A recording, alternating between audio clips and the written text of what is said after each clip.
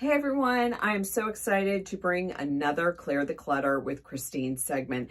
In today's segment, I chose because I get so many requests on how to organize shoes. So I wanted to go ahead and answer this question. It's not really as cut and dry as people would want, but here we go, and I am going to tackle it.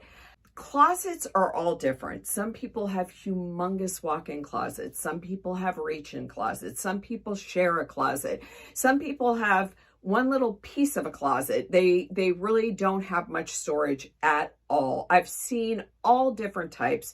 So you really have to cater shoe storage to what you're organizing. So if you don't have any shelves, you have to cater your shoe storage to that. If you have shelves, use the vertical space on the shelf, or if you have plenty of shelf space, you can singly space them like you see behind.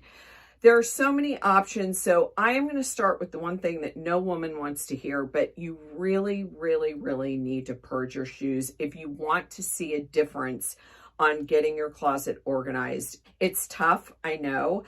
For some reason, women have an attachment to their shoes like you would not believe. And I think it gets better as you get older because those shoes that hurt your feet don't stand a chance in the running. They go. A lot of the higher heels out.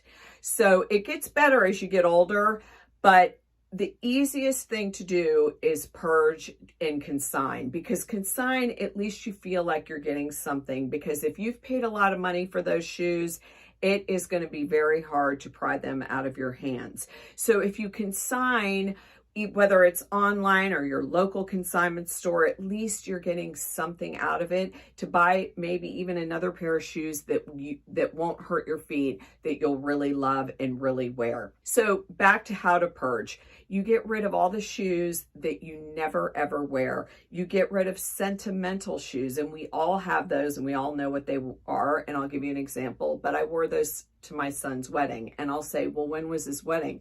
20 years ago. So have you worn them since? No, but they were from my son's wedding.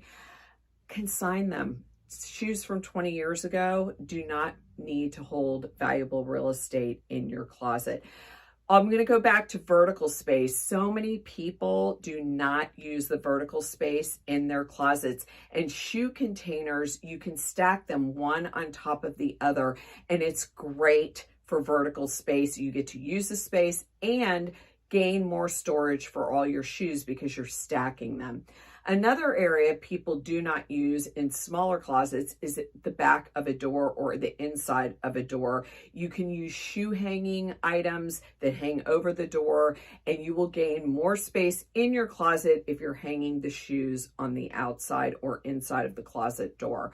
There are so many options available, but the main takeaway from this is purge the shoes you don't love, you don't wear, you don't need, and you just are keeping for the sake of keeping. It will clear the space for the shoes to come that you're going to absolutely love.